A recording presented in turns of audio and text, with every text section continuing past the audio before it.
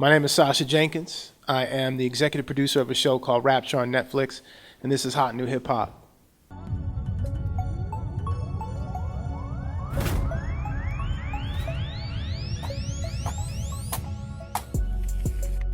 I'm here. Hot New Hip Hop, guys. Here's what's hot. I'm what's hot. I'm what's hot in hip hop, guys. My hair is not colorful and shit, but I'm hot. Nah, I got scars. I don't need face tattoos. But, you know, face tattoos are making scars cool. So shout out to all the kids with face tattoos. Would have made my life easier growing up. Hey, listen, it's all good. I'm comfortable with myself. It's all good. I'm a fucking grown-ass man doing things in hip-hop. Say what you want to say, motherfuckers. On the internet, fucking posing in front of your sneakers, I'm actually doing shit. So you can have your little comments and say what you want to say. Check the fucking resume, to quote Gangstar. I'm out here doing things and you should be doing the same thing. Don't fucking waste your time sweating other people or fucking looking at photographs on the fucking Instagrams. Go out there and actually do something. That's what hip hop is. That's what hip hop taught me. To fucking create an identity, go out and make a name for yourself, earn respect for who you are and what you do, and make shit and contribute. Don't fucking just look at the fucking internet and jerk off the fucking sneakers. You're a fucking loser if you do that. And it's not because I'm fucking old. It's because I'm on hot fucking new hip hop. And I want to talk to you about my new show. It's called Rapture, motherfuckers. On Netflix. Blasting off all over the world. Watch that shit. Well, by day I'm the, chief creative officer at Mass Appeal. Some of you may know Mass Appeal, some of you might not. Mass Appeal started out as a magazine back in the 90s, a graffiti zine that evolved into music and culture and lots of other things. In the time since, we've gone on to produce film and television. You might know a film we did called Fresh Dressed, about the history of hip-hop fashion. I recently did a film called Word is Bond, about rap lyrics. I did another film called Burn, Motherfucker Burn for Showtime, about the so-called riots of 1992 in Los Angeles.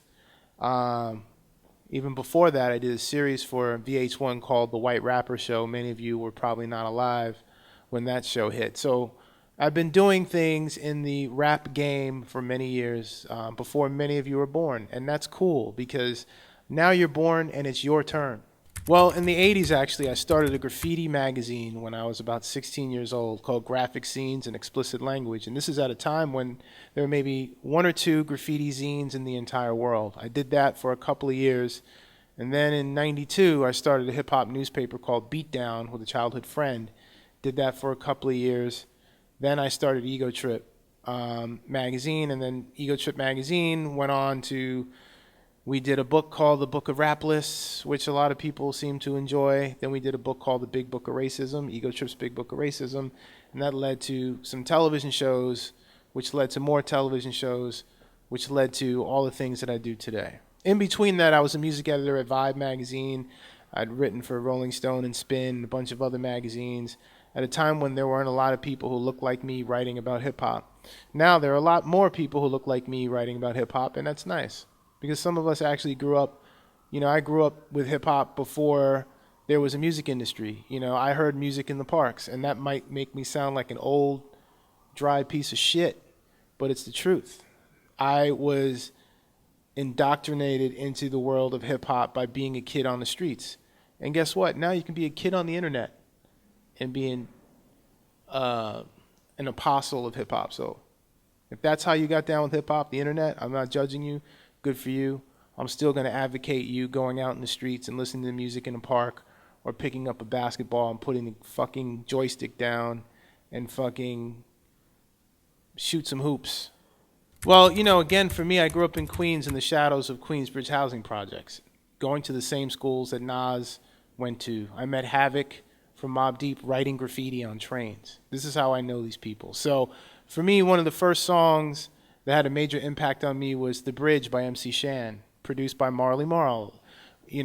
I appreciate young people blazing their own trails and being really focused on what they're doing. I think that's important. But what people don't understand is two things that are extremely powerful in life is language and history. And language and history are intertwined. Hip hop is a language, and that language has a lot of history. So do yourself a favor. You're becoming an artist. You don't have to like Tupac, but at least understand why you don't like Tupac. Do the research.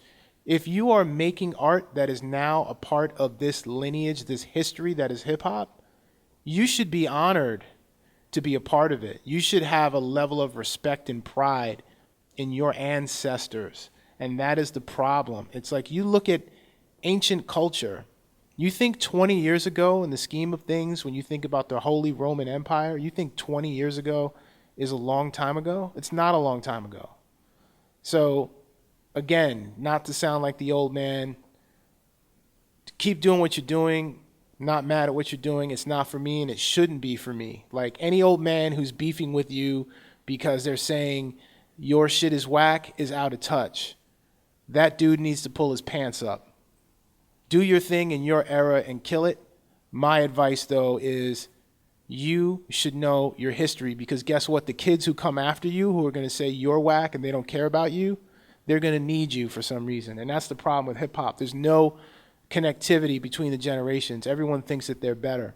But any culture worth a damn has dialogue amongst the generations. And that is one of the things, even though it's not what you asked me, but I'm here and I have the platform. I'm on Hot New Hip Hop, and I'm going to talk that shit because I think it's important. Well, I mean, any opinion should be formulated by research. If you have an opinion that's just based on a knee-jerk reaction, you're going to be a fool. You're going to be made to be the fool. Who wants to be the fool? Like, have an opinion. Having an opinion is an important thing as a human being. But if you have opinions that are backed up by sawdust, you're worthless. Tupac is more than just music. He's not just like, you don't just judge Tupac on his lyrics and his rapping.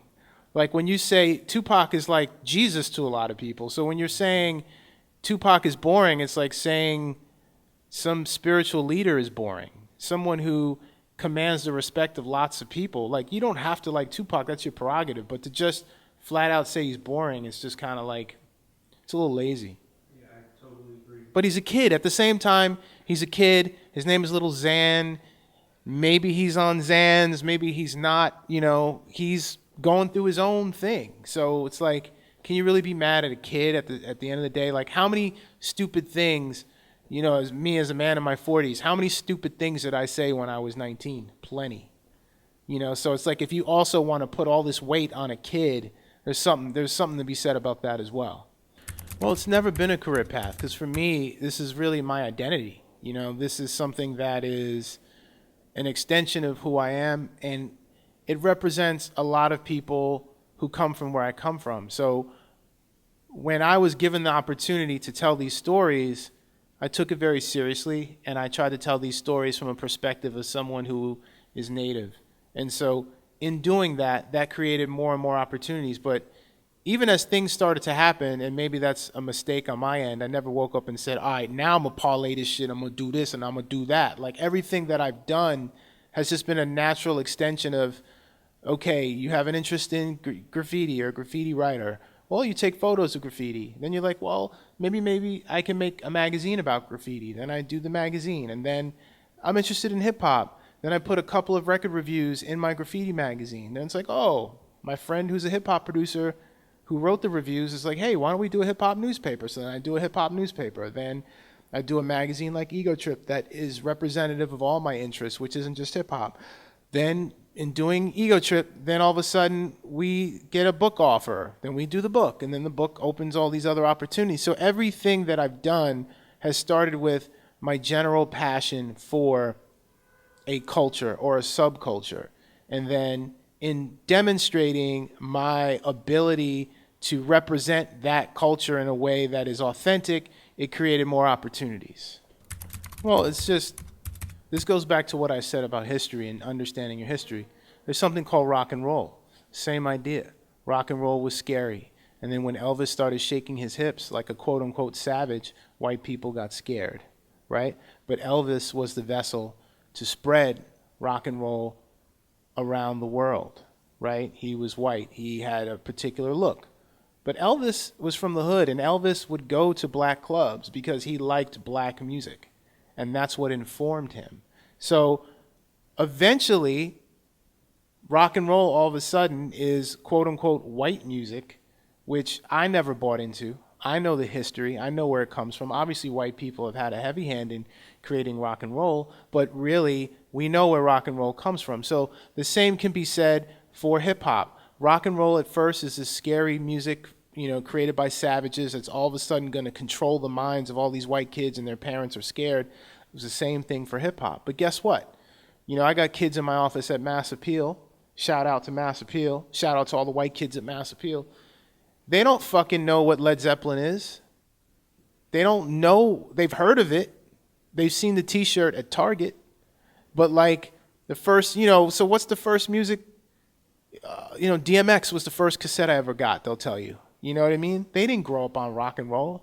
White kids now grow up on hip hop. It is the dominant culture. So what eventually always happens is America will say, well, rock and roll is not black, it's American culture. And so now hip hop, even though society has been fighting it, it is on the verge of being recognized as American culture. And whether or not it's ever recognized, it doesn't matter because white kids in America grow up on hip hop. They don't even fucking care about rock at all. So that's what it is today. And so that's why history is important. It's like you can live your time in your moment, enjoy that shit, but no, all the stuff that's happening right now, you know what I mean? Like Little Richard did that shit before you, bro. You think it's wild to wear a dress and rap? Little Richard did that before you, bro. Like you're not pioneering anything. You're pioneering something for your moment and for you, and I'm not taking your creativity away from you, but study history and understand that this is all cyclical. It will continue to happen. It happens every single day. Today, this sort of holy trinity of hip hop, like breakdancing, graffiti, kids don't care about that shit. Right now, rap, it's about the rap lifestyle, which is ultimately the rock star lifestyle. All these rappers, Lil Wayne was a guy who said he wanted to be a rock star. And, you watch TMZ, there's no news about rock stars. It's all about some rapper called Lil Doodoo who got caught shoplifting. You know what I mean? That's news. Why is that? Because rap culture, not hip hop culture, rap culture, this lifestyle that goes along with it, the fashion, the way people speak, the different dialects in different regions, the approach to how you deal with women, the approach to sexuality, all these things, that's rap culture. Hip hop culture, which is what I was raised on, breakdancing, graffiti, DJing, all that stuff. You have subgenres of like DJs who can fucking scratch with their eyes closed in a fish tank, in the dark, that all of these sort of branches of the original hip hop genre are so evolved and elevated. Like graffiti now, what people can do with spray paint and the products that go along to support graffiti. Before, spray paint wasn't manufactured for graffiti artists. Now you have whole lines of spray paint specifically catering for graffiti artists, made by graffiti artists. So the initial elements and aspects of hip hop are still alive and well, but they're fractured and they're not sort of together as one fist of hip hop. Now you have this rap culture, which is, in some levels it's like loving, hip hop wives, Budapest or whatever the fuck, like all this shit that's like mad stereotypical with people, playing roles. And I'm not saying that the people on these shows don't really exist, but like every time two women go to a fucking cafe to have a talk about a man that they both might be seeing, every time it ends with a fucking wine glass being thrown in someone's face. Really? Is that how we are, ladies? Women of color? That's how you really are? That's how you really get down every time?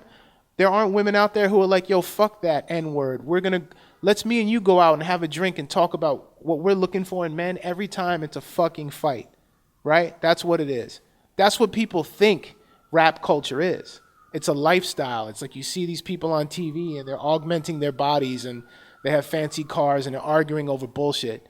That's what people think it is, but that's definitely not hip hop. There's always that conversation about the powers that be, but guess what? You know, the people, the cast of Love and Hip Hop, they're not a bunch of white people in blackface. It's a bunch of black people in blackface doing shit that I'm not saying people don't do, but a lot of it feels like crazy stereotypes to me. And shout out to those people who are comfortable working there. They're getting checks. It's not like they're doing it for free, but it's like you can blame the system all day. Yeah, the system, but like there are people inside of the system who don't always have the same moral compass as you. So can I be mad at the people who I might feel are coons on television who are getting a check? Can I? Well, they don't have the same value system that I have.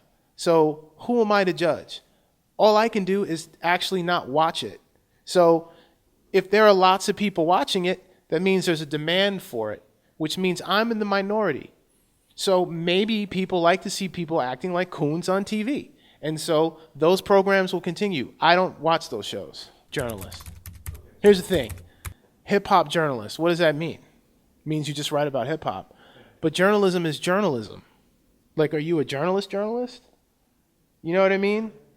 To me, I feel like people give hip-hop journalists this label because it's like, it's a little less than. You're kind of a journalist, but not all the way. Why not a journalist? Like hip-hop journalist, to me, people give you that label because it's a way of saying you're not all the way a journalist. You're kind of a journalist. And you write about a form of music that's like, it's hip-hop. It's not to be taken seriously.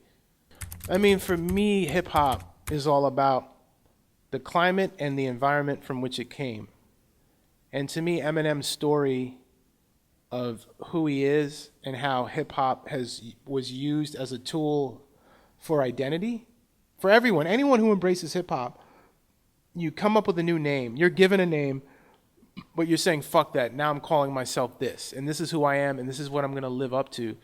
You know, in interviewing him a bunch and learning about his life story, he had some really harsh, sad things happen to him, you know. And so there was always at the time the scrutiny of Eminem being a white rapper and he's an outsider. It's like, no, this dude, going back to what I was saying about hip-hop becoming an American form.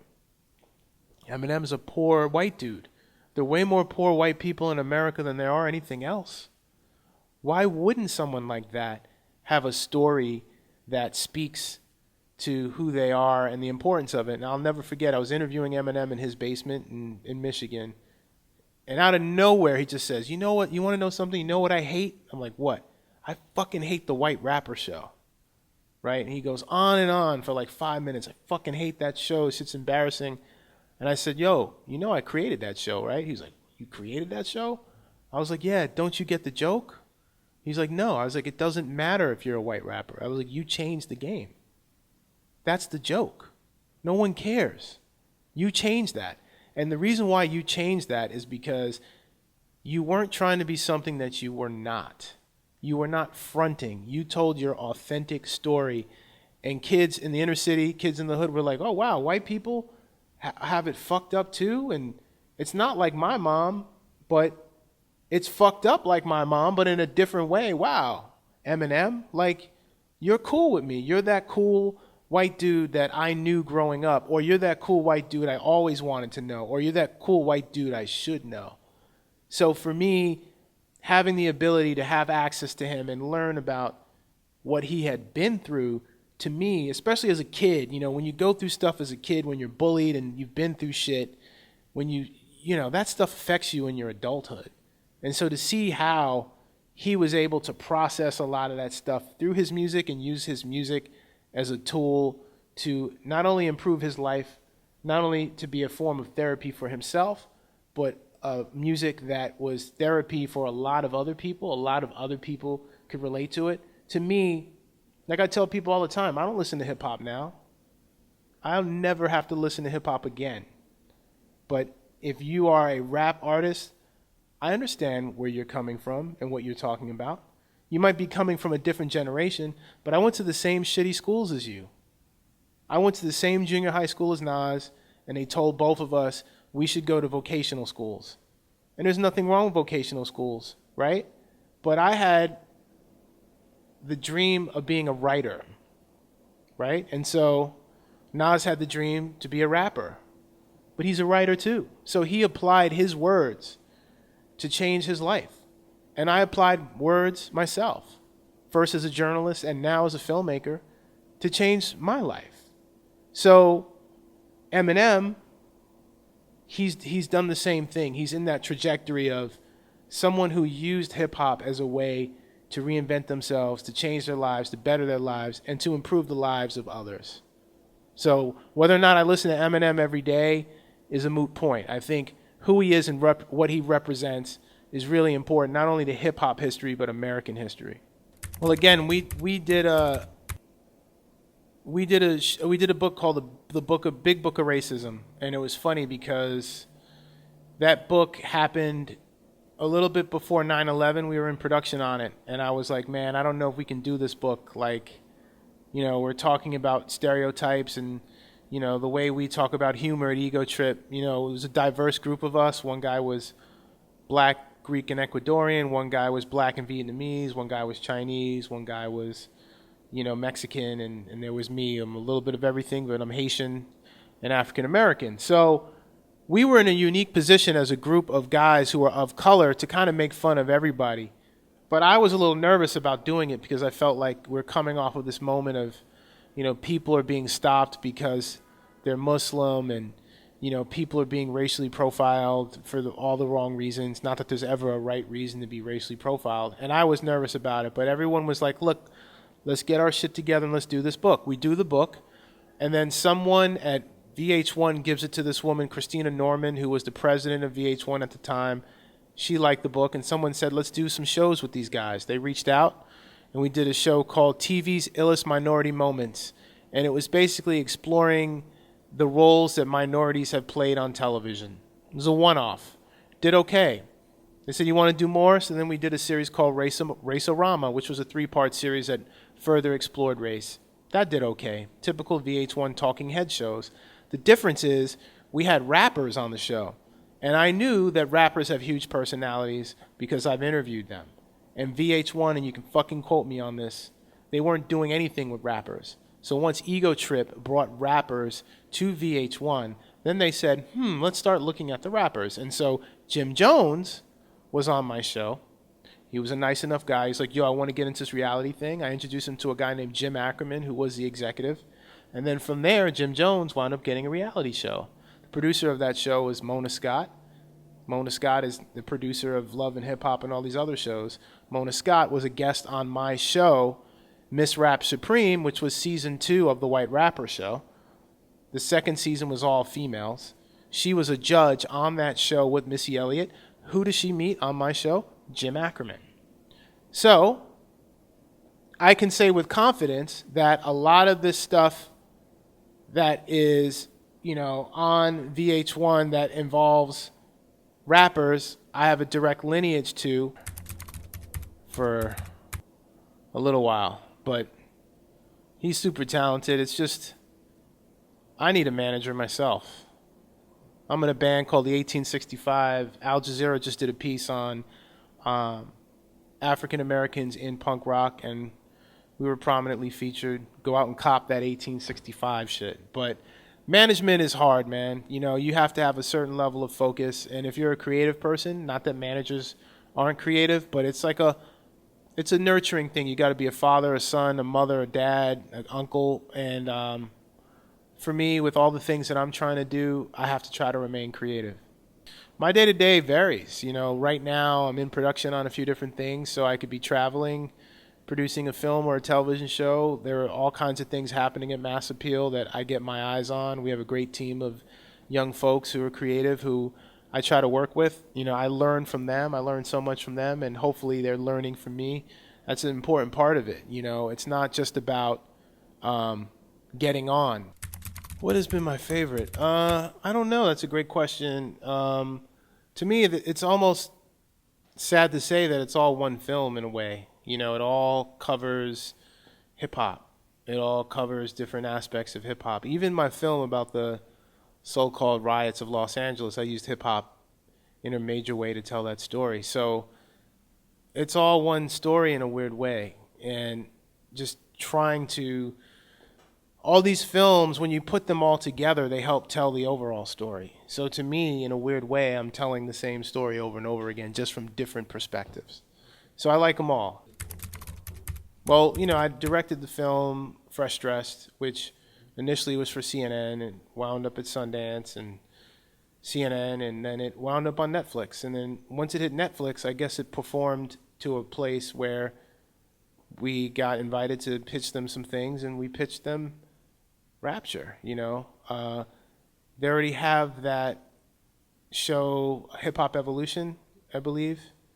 Some other fine Canadians, in a line of fine Canadians, much like Hot New Hip Hop out of Canada initially, the mothership being in Canada. Same with that other show, and I think it's a great show that offers a lot of important information about hip hop, a lot of historical stuff, right?